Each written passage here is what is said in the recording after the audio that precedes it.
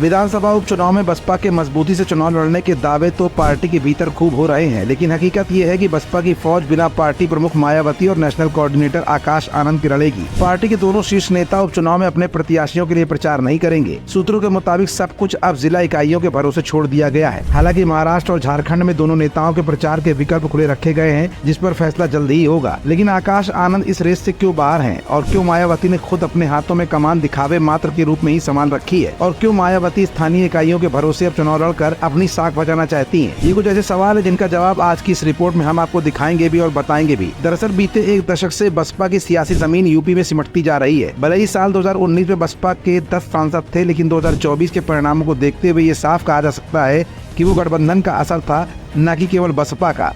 2024 में जब बसपा अकेले चुनाव मैदान में उतरी तो वो एक बार फिर साल 2014 की तरह शून्य पर आ गई। 2022 के विधानसभा चुनाव में भी बसपा का केवल एक ही उम्मीदवार जीत सका था। 2024 में जब कोर वोट बैंक भी खिसका तो बसपा ने उपचुनाव में उतरने का फैसला किया ताकि वो अपनी सियासी जमीन को फिर से पा सके। पार्टी ने प्रत्याशी भी तय किए। मायावती तमाम राजनीतिक मुद्दों पर हमलावर भी रही।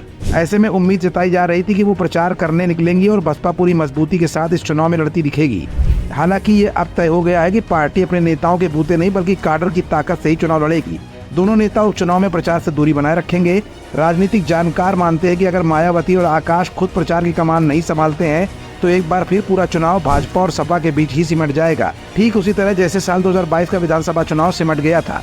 कांग्रेस को 2 जबकि बसपा को 1 पर जीत मिली थी।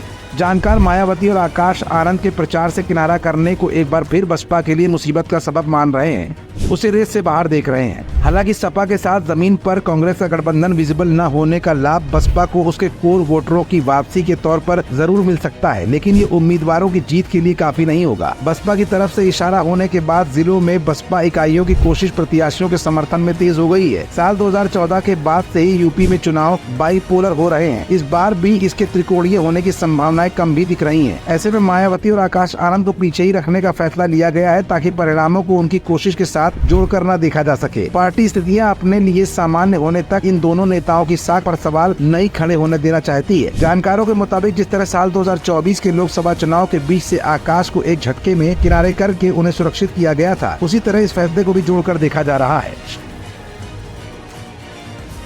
हमारा channel Indian news services INS like, share and subscribe करना न भूलें। बेल आइकन पर बटन दबाएं और देखें लेटेस्ट खबरें INS पर। INS, हर भारतीय की आवाज।